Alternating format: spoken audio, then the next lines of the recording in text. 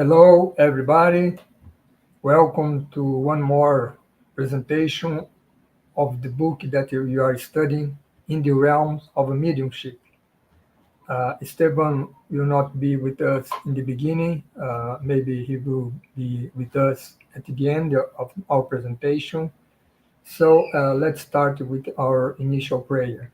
So let's raise our thoughts to God and thank Him for this opportunity of this incarnation that we have, and this opportunity to know a little more about the meaning of our lives, and to study the Spiritism, where we can understand better where we came from, where we are going to, and what we are doing here on earth. And let's also thank Jesus for this new opportunity to be reunited here in His name, and may the spiritual benefactors um, give us the support necessary to understand what we are going to see today. So be it. So last month we started the study of this book, which is about mediumship in the realms of mediumship. Uh, as I explained in that occasion, this is a book psychographed by the medium Chico Xavier. The picture, his picture is here on this slide, and he is the most famous, was the most famous medium in Brazil, Brazilian medium. And the book was dictated by the spirit of André Luiz. So let's a little bit remember what is the context of the book, okay?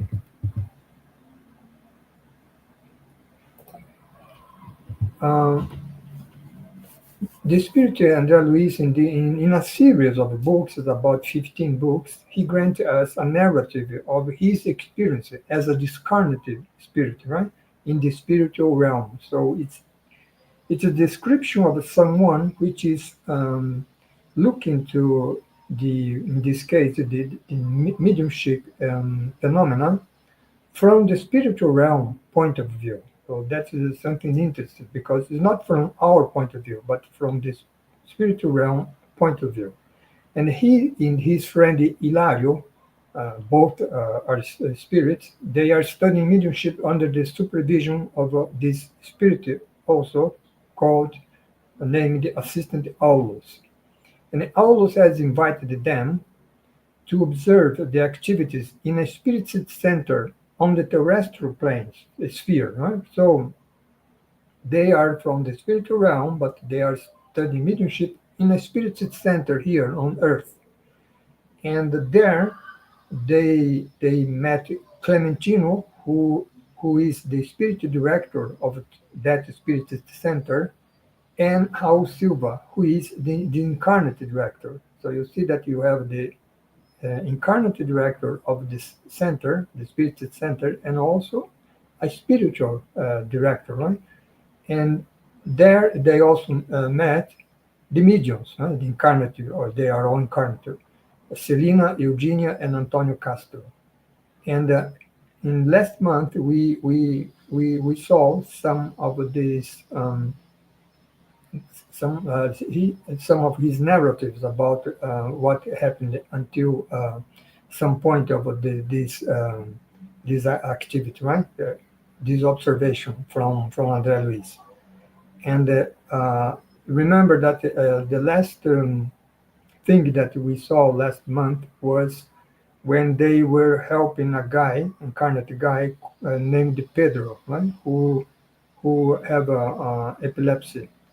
And then Pedro was supported by the people there from the spirit center, and then the spiritual activities continue, right? So normally this happens at night here on Earth, And then that's why Andrea Luis says that they returned to the main room because they had put Pedro in a separate room to help him, and then they are now returning to the main room where there are the other people, right, who went there to the spirit center, look for assistance.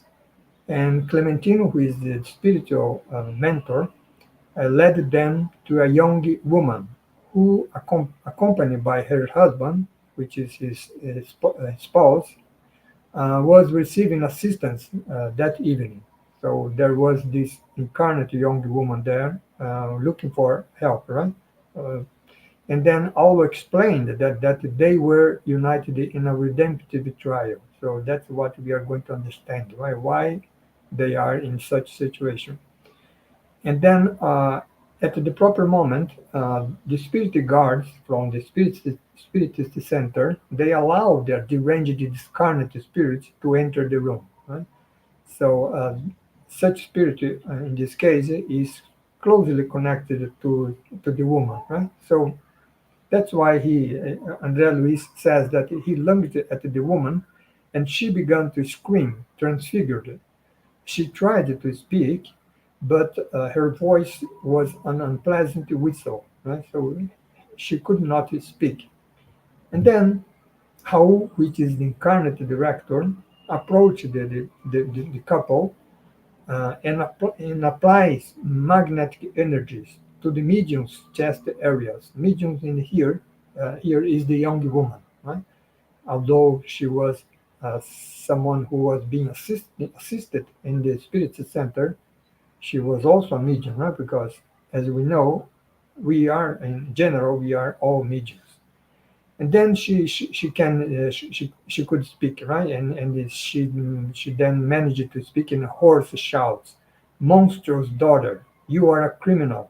I will never forgive you. So look at what is interesting here, because the young woman is saying such words, and but the it is the spirit that is speaking through her, right? And what is interesting here is that this spirit is referring to herself, right? So through her voice, the spirit is speaking and is accusing the woman, right? The young woman. That's why he says monstrous daughter, right? So meaning that in a previous life, uh, that young woman was daughter of the spirit which is communicating here, right? And he is accusing her to be a criminal, and that he will never forgive her, right? So and then how tries to renew the tormentor's attitude, the obsessor's attitude, the spirit, by speaking to him about the value of forgiveness, understanding, and love, right?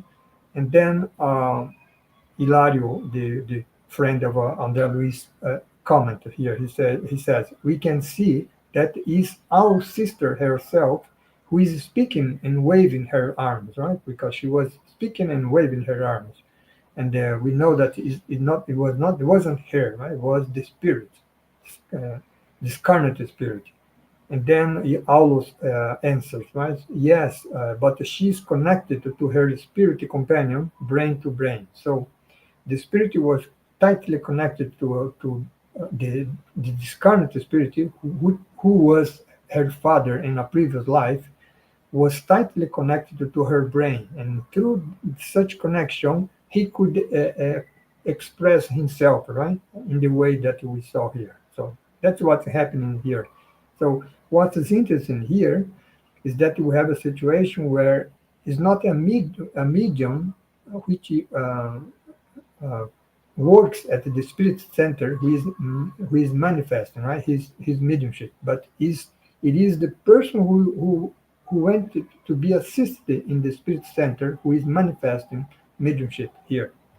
And Aulus proceeded by explaining why the situation. He said, well, she, the young woman, is from a prominent background, and in this present life, he acquired a good cultural education, but her behavior was always been shocking, meaning that she has a lot of psychic problems, right? So, and then Allo says that soon after her marriage, she got pregnant and was going to receive the persecutor into her material arms. So, meaning here that the spirit that was her father in the previous life would come and to be now to be her son, right? So uh, that's why Paul says that she was going to receive the persecutor into her maternal arm, but recoiled in irrepressible fear, she rebelliously and violently caused a miscarriage, right? So a kind of a spontaneous abortion. And so she frustrated, right, the opportunity that the spirit of her father in the previous life would have to come and have a new incarnation, right, and as her son, and for sure to to come closer together, right? To replace the hate between them by love. And then, but as he caused the miscarriage, the frustration was the breach that gave her invisible enemy, the obsessor, a more extensive influence upon her. Right? So that's why he's closely, tightly connected to brain with her. And then, Aulus indicating the couple, he says, well, now uh, Aulus just explained the situation of such a woman and her obsessor now in this present life. Now, Aulus is going to explain the origin of the situation, right? He is going to talk now about their previous lives. So that's why he says, starting by saying, in the past, the current husband was a harmful companion, more interested on her wealth than on her happiness. So, and then her father at that previous life, by noticing that such a man was only interested on her wealth, the father opposed to the relationship and had planning to change his will, his testament, and of course to exclude her right from the testament. And then the guy induced her to poisoning her own father, right? So that's what happened in the previous life, right? In the life before. And then after the father dies, then they marry, and then Aula said that it wasn't long before her husband revealed himself to be a compulsive gambler and confessed the liberty. Right? So, and her discarnate father attached himself to her with a burning desire for revenge, right? Subjecting her to horrible inner torment. So that's the whole situation here, right? They have a problem that comes to the past from the previous life, and they had the opportunity to amend things in this current life by her receiving her own father as his son in this current life, but as he denied that, and then the problem continues, right? And then, and what about the husband, right? The husband now he doesn't have the well the thought that he had in the past, right? So, but he has his own debt to pay to his sick wife, always says, right? And then he explained that divine power, God doesn't place at one another's side without a just cause. So, meaning that uh, every person that is around us, even on our family, on work, or on social life, they are not with us just by chance, right? So there is a cause. And that's why Allah says in marriage, at home or at work, we are sought we are sought out through our affinities in order to satisfy the imperatives of the law of love, right? So because she had with this a bond of hate with her father in the past. Now she would satisfy the imperatives of the law of love that she denied, right, by provoking the miscarriage. So that's the whole problem here. And but then, by going to the spirit center, meeting by meeting, the trio of souls will renew themselves bit by bit. So the young woman, her husband, going there, and they will listening about the gospel, about the forgiveness, right? And then she will change. They will change their mind bit by bit, and the same will happen to the obsessor, right? The guy, the spirit who was her father in the past. Because, as I said in the last month, in the spirit center, we don't just assist the incarnate people, right? But we also assist the discarnate people. Right? Both are welcome in the spirit center. Both are um, assisted by workers of the spirit center. And then at this point, Andre says, the obsessor was removed from the psychic environment of the young woman, and she returned to normal. Right. So this just to understand, right? Why are the causes, right? By many dramas that we can see nowadays, right? So everything has a cause, right? Nothing happens by chance, right? So that's what's being explained here.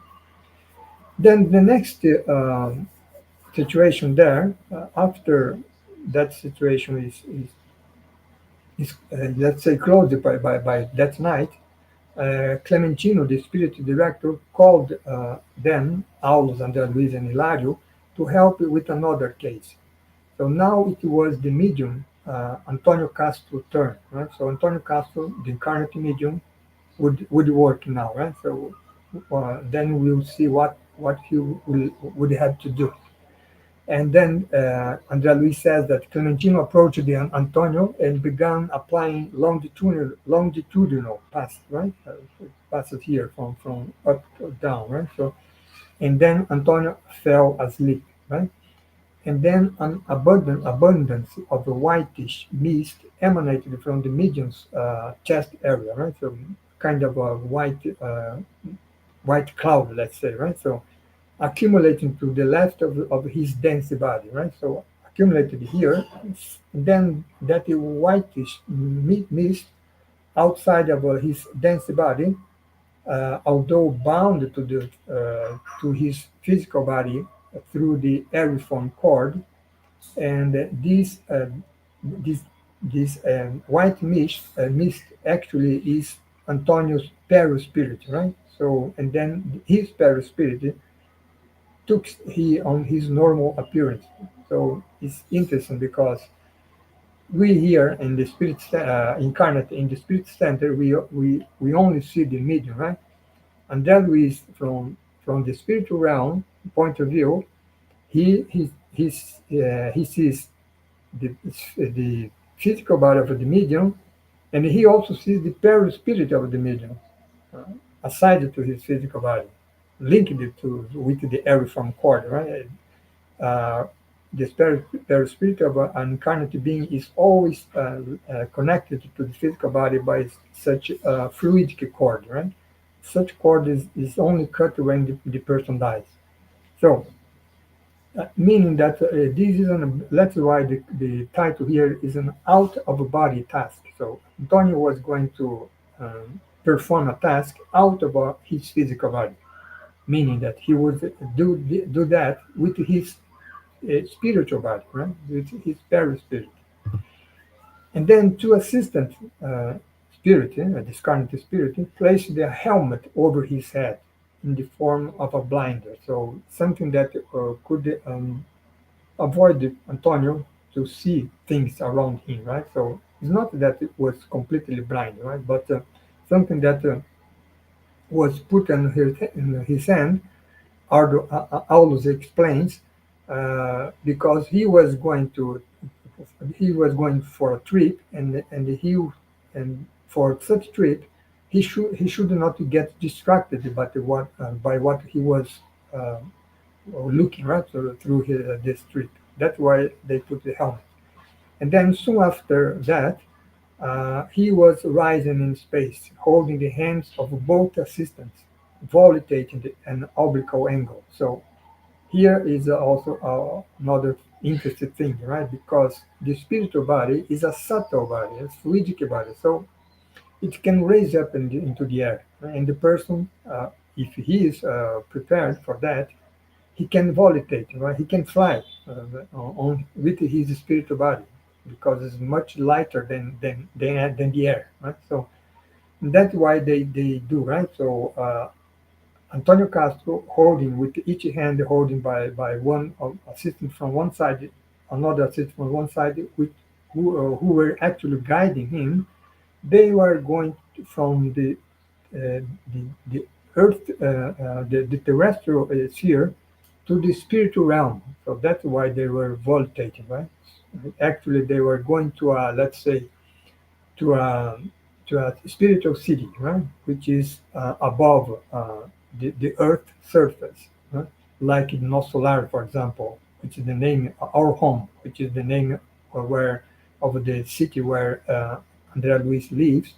It is above the Earth's surface, right? So then they start. Antonio Castro started to speak through his physical mouth. Well, so meaning that he was going volatilizing, going to the spiritual city, but remember that was connected to his physical body with the fluidic cord, and through that he could manifest in his physical body and talk here, right? So then we incarnated people, if we were there at the spirit center, we would listen to the medium speaking, right? So, but he was far away from his physical body. Right? He was going to to the spiritual city, and then he said, "Well, we are going through a dark and narrow path.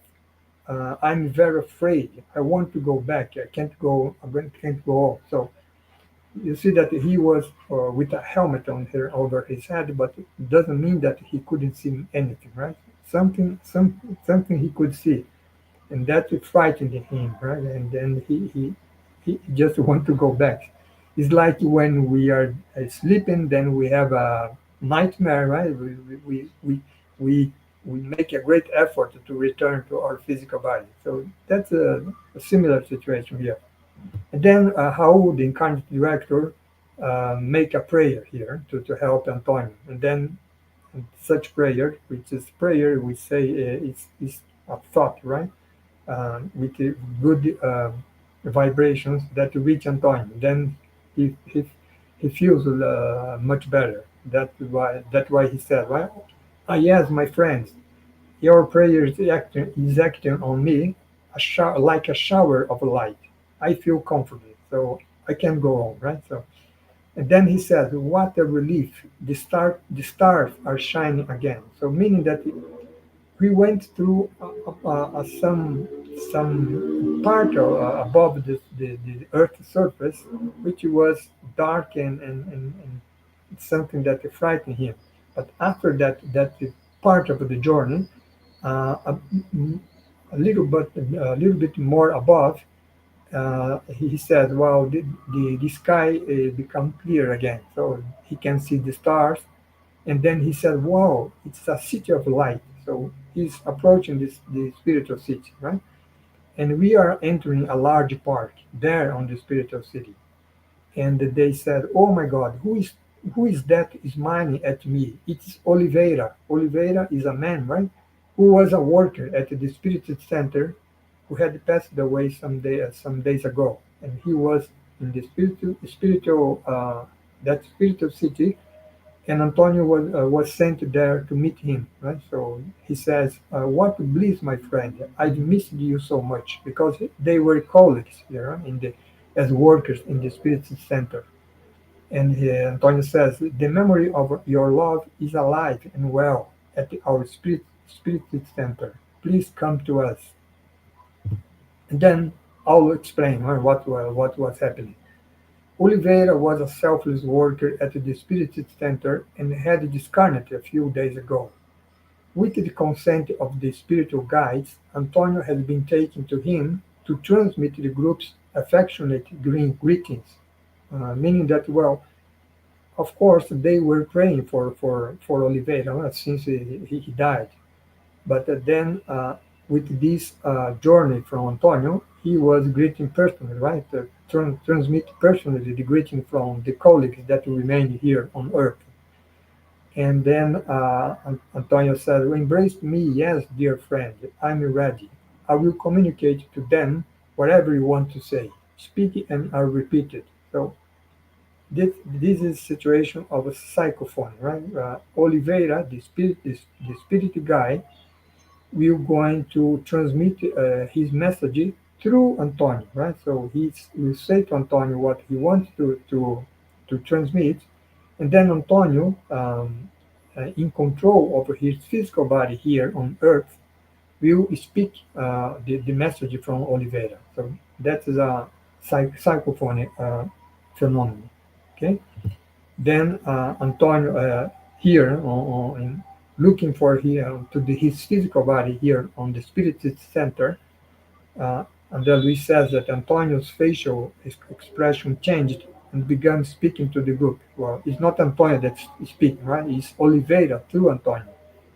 And then Oliveira, actually Oliveira says, "Dear friends, may the Lord repay you. I'm doing fine, but I'm still convalescing. I'm in the grand home, the spiritual city, assisted by unforgettable and sublime affections, because when we pass away, we are received well by our families or friends who went before us, right? So that's why he says that. And also he thanks to the prayers of the group. The prayers of our group reach me every evening as a projection of flowers and blessings. And then he ended up by saying, "My friends, charity is the great path. Let us work. May Jesus bless us." So this is the message, right? So this was the Antonio's task, the medium of Antonio on that night, right? To meet a former colleague from the Spirit Center and transmit the message from him to his colleagues, right, on the Spirit Center. Very interesting situation.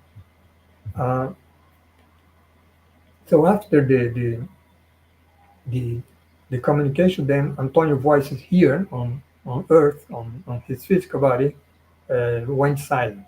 And a few minutes later, they saw Antonio returning to the meeting, helped by the two assistants. So Antonio, with his spiritual body, perispirit, returned from the spiritual city to the spiritual center, right?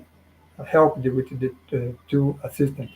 And then he returned to his physical body, right? So that is the outer body task that he accomplished that night, and through it they had received a valuable lesson, Andrea Luis says. Now, let's see the next event there at night on that spirit center. It's a phenomenon of clairvoyance and clairaudience. Clairvoyance is the faculty where the medium can see spirits, discarnate spirits. And the clairaudience is the faculty where the medium can hear voices from the spirit, discarnate spirit, right? So uh, let's say to practice the faculty of clairvoyance and clairaudience, Raul, the spirit director, asked the three mediums, Selena, Eugenia, and Antonio, incarnate, to watch and listen carefully for any instructions that might be ministered at that moment, right? So they are going, they were going to concentrate and see what they could see and what they could listen, right? And then Clementino, the spiritual director, began to speak in a clear, slow voice, right? So Clementino is there with his spiritual body because he's a discarnate being, and he is speaking, right? From the spiritual realm, right? Meaning that the person, the person there at the spirit center who were not medium with the clairvoyance or clairaudience faculty could not see or hear what the jinn, right? And then André Luis says, well, uh, Selina, who was the most prepared medium, registered his words, Clementine words, precisely, clearly. Here is but is not a bit, but he registered Clementine words precisely, clearly, as well as his smallest movements. So Selina could see Clementino every movement that he took, and she also could hear clearly what he was saying. Right? Clementine is a discarnate director, right, from the Spirit Center. Eugenia, who was not well prepared as Selena, assimilated the words intuitively, so she was not hearing clearly, right? So intuitively she was assimilating and noted the proximity of Clementino less clearly than Selena, right? And Antonio uh, had a good clairvoyance faculty, so he could see Clementino clearly, but the clairaudience faculty was not that good in Antonio, right? So he seemed to be aloof to the instructor influence. So actually, he could not listen, right, to what Clementine was saying.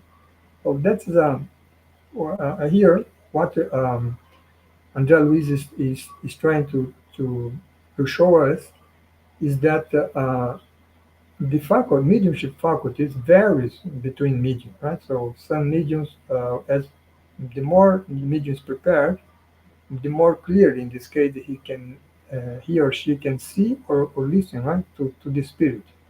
And the less he is prepared, the less he can do it. So that's the situation here. And then after that, the meeting at that night in the Spirit Center was going to the end, right? So after that, Clementino raised his arm in a posture of a prayer, the Spirit Director, right? Then his hand began radiating a prodigious fount of light, that we said, right? That reached them, uh, either incarnate or discarnate, right? And those minutes of vibration, he says, André says, represent the precious fountainhead of restorative energies. Right? So it's the passive that we receive at the Spirit Center. We restore our energies, our spiritual energies. And after that, the group will remain quietly, waiting for the manifestation of any of the center's spirit guides. Because normally in the Spirit Center, at the end of the work, we receive messages from the spiritual mentors of the center, right? So this is the situation here. So it's practically in the end of the session of that night. And then Selina, as a medium, prepared herself to transmit the words of the benefactor, right? So to her incarnate colleagues on the Spirit Center. And also the person who went there to be assisted also is participating in this, right? And then the benefactor began to speak through her, right? So it's the same situation with the spirit, the benefactor transmitted his thought to Selena, and Selena transmitted through her physical body, right, by speaking. So it's a psychophony phenomenon here also. And the benefactor says, right? We here in Carnegie, we see Selena speaking, but it's not her that is speaking. It is the mentor, right? The benefactor. And he says, dear friend, with regard to mediumship, he's going to give a fast lesson here about the mediumship. With regard to mediumship, let us not overlook our thoughts. The soul lives where the mind is. So take care of your thoughts, right? He's saying here. We will progress at the influx of our own creations, of our own thought, right? Wherever they might be. And it's necessary to assess the direction of our lives in order to avoid the clouds of disturbance and the pain of remorse. Meaning that if we direct our thoughts to evil things, we will let's say, build clouds of disturbance, right? If we direct our thoughts to good things, then the opposite will occur. And also, by through our thoughts, good or bad, we connect ourselves with those spirits that have the same, let's say, vibration, right? So that's why the benefactor says that torment the mediumship, which is the case of that young woman. Torment the mediumship is nothing more than the intervening of souls compromised in afflictive trials. So what's the situation for that woman, right? It was closely connected to her father in her previous life, and from that we had that torment in mediumship. Right? So to shorten the torment, he says, mental renewal is indispensable. Right? We must change our mind, and it's crucial for those who have the psychic faculties to educate themselves and selflessly serve their neighbor. So we must direct our thought, or or words and our actions to do good, right? At the end of the day, is only this. And then he says, love and wisdom are the wings that will launch our definitive flight toward perfect communion with the Heavenly Father. And so everything started with our thought, right? In our mind. And then the medium's voice, Selina's voice, becomes still, meaning that the communication was over, right? So then Raul Silva, the incarnate director, said a short prayer to close the meeting. Andrea Luigi Lari and Aulus said Clementino's, the spirit director, goodbye. And then Clementino says to him, right, come back anytime. Right? He invited them graciously, Andrea Luigi says. Right? So at that night, so the work at the Spirit Center was over. So, and what happened on that night was what we uh, saw last month, and now, right? So this is the work of one night at the Spirit Center. We will have a new situation throughout the book, right? And there will be another night where they will go into the Spirit Center and have a new situation there, right? And he will describe it to us. And then when they were leaving the Spirit Center, what happened? So the task at the Spirit Center was over. The current being, the current people went home, and the spirits also was leaving the Spirit Center. But then Andrea Luis says, Selina's discarnate husband, Selina is the medium, right? The incarnate medium. And her husband was discarnate. And he approached them. And Aulus introduced him to Andrea Luis and Hilario. Well, this is our brother Abelardo Martins, right? His name. And then Abelard says, my dear assistant, I have come to ask for help for Liborio. His wife doesn't leave him alone. So Liborio was the first spirit that he communicated that evening, following the request for help from Sarah, his incarnate wife, right? So it was the first communication that we saw last month. I presented last month uh, uh, here. And then during his physical life, Abelardo was temperamental, but after that he changed his mind and was admitted to an assistance organization in the spiritual realm, and where Liborio was located, the spirit that communicated himself at night, right? That night in the spirit center. And Abelardo is concerned about Liborio because he's in a kind of a close connection with his incarnate wife, and there we have a kind of a obsession problem also, right? So that's what we are going to see here. And then they brought they come to that organization where Abelardo was working, and they bring Liborius to Selina's home. So Selina's home here on Earth, because she would help her as soon as he disengaged from her body through sleep.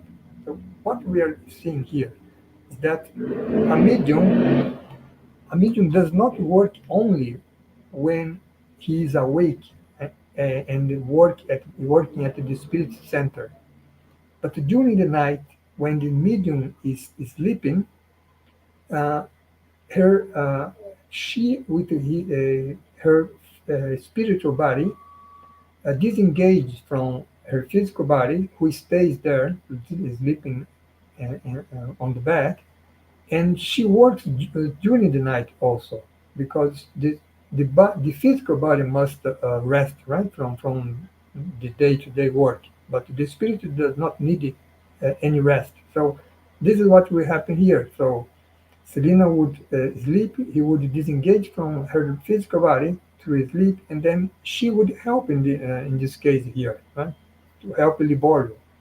Uh, and then, so they were facing a case of this reciprocal persecution, reciprocal obsession in this case, right, between Liborio, discarnate husband, and his wife Sarah, incarnate, right? So then suddenly they were there on Selena's home at night, let's say at 1 or 2 a.m. at night. Everybody was sleeping at that moment. And then suddenly Liborio's wife, disengaged from her sleeping physical body, appeared there. And she complains fiercely, Liborio, Liborio, why did you leave? Don't abandon me. Let's go home. Listen to me. Well, so she was asking him to return home, but she couldn't, right? Because he couldn't, right? Because he was he had already passed away. So this is the kind of we see here that the obsession is not something that comes from from the discarnate spirit to an incarnate spirit. We also have obsession from an incarnate person to a discarnate person. You see, for example, for example, if we lose a loved one, right, from our family, and then we are always complaining, well, why he or she, went away. I want him or her back, and then we cry, we desperately crying. So actually, we instead of helping the spirit that went to the spirit realm, we are making we are harming them, right? Because we are getting them disturbed. So this is a kind of a obsession from an incarnate to a discarnate person. That's happening here, huh? From Sarah, who is the incarnate wife, asking for Liborio, the discarnate husband, right? So then Aulo explained that she had asked for help, and she had gone to the spirit center asking for help. And that's why the body communicates there, right? So, but deep down, Aulo says, she fed on the sick emanations of her discarnate companion, discarnate husband, right? So she was tightly connected emotionally to her husband, and that harming him rather than helping him. Right? So that's the problem here. And then when the troubled visitor, the Sarah, disengaged from her physical body, saw Selena there, also disengaged from her physical body, she started to scream in rage, right? So who is this woman? Tell me, tell me. I always tried to calm her down, explaining that the body was exhausted. So what happened here? When Sarah saw Selena, he thought Selena was a case of a Liborio, right? So that's why he blinded with jealousy. She shouted bitter words to Liborio and dashed out of the room. So what is the situation, interesting situation here? Uh, Liborio, of course, was upset by the occurrence, and but Aulus applied some passes to calm him down. So what is interesting here is that scene of jealousy from Sarah, who went away uh, back to her physical body, sleeping there on her home, would give a moment of a relief, right?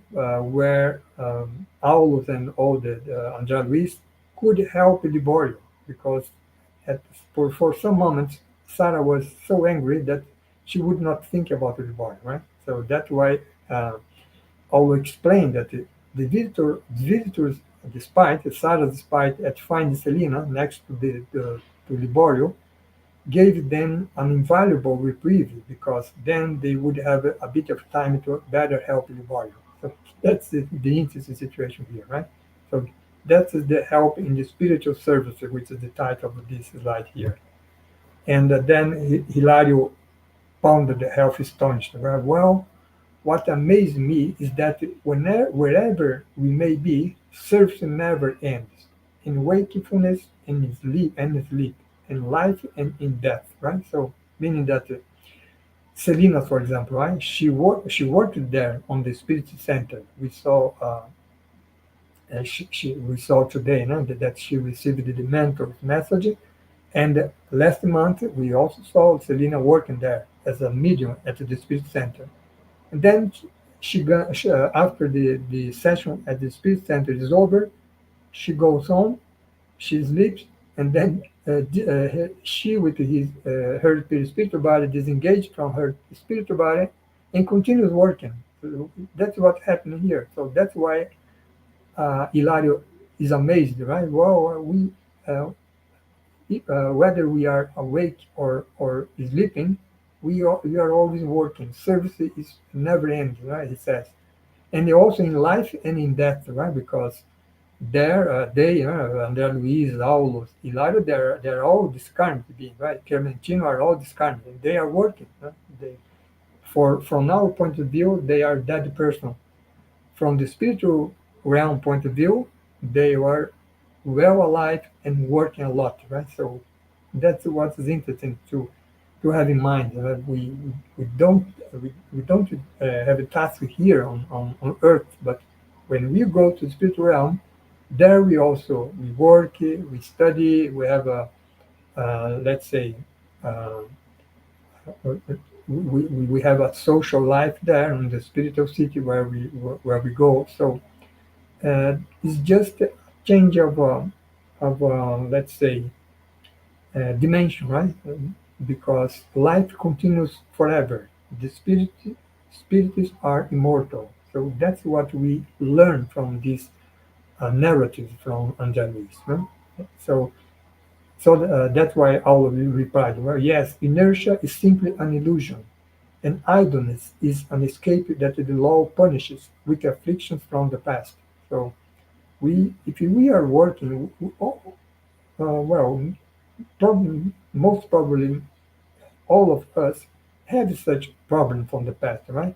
But the important thing is what we are doing today, right? If we are working for good, uh, then that's a way of, let's say, paying our debt from the past, right?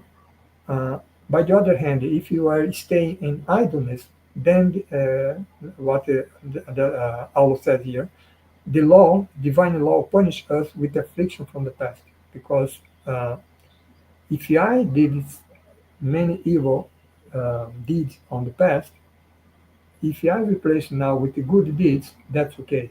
But if I stay idle, then that bad evil deeds from the past will come as an affliction. So that's what's being said here, right? So, but for that night, finally, their task was now completed on Selina's home, and then it was time to leave. They say, right? And that we say.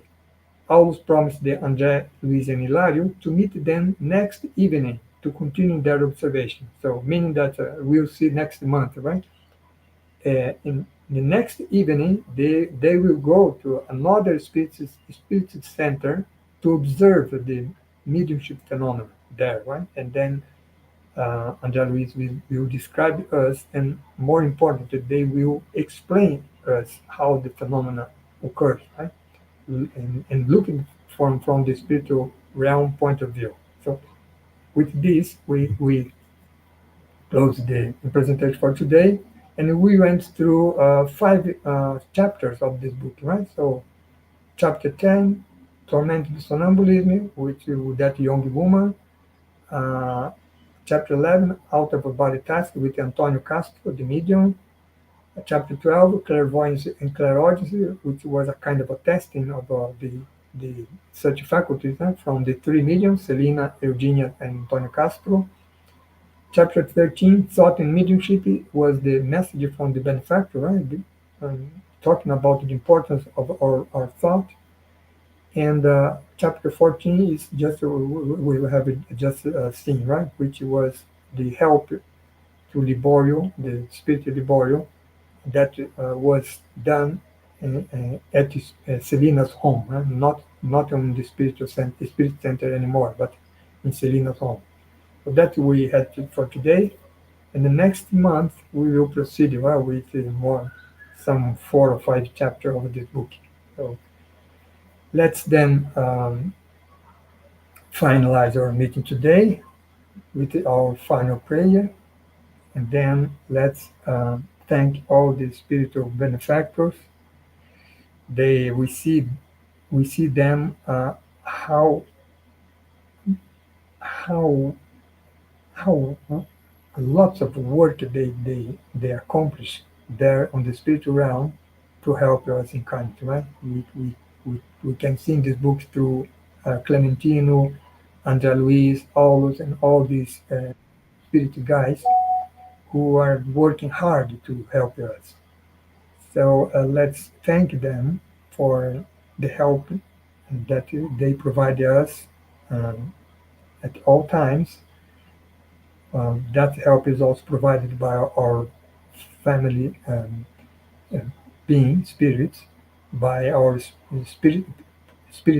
protector spirit, and all our friends, right? So let's also thank Jesus for this opportunity to be reunited here in His name again. And finally, let's thank God for the opportunity of this life. So be it. So see you next month. Bye.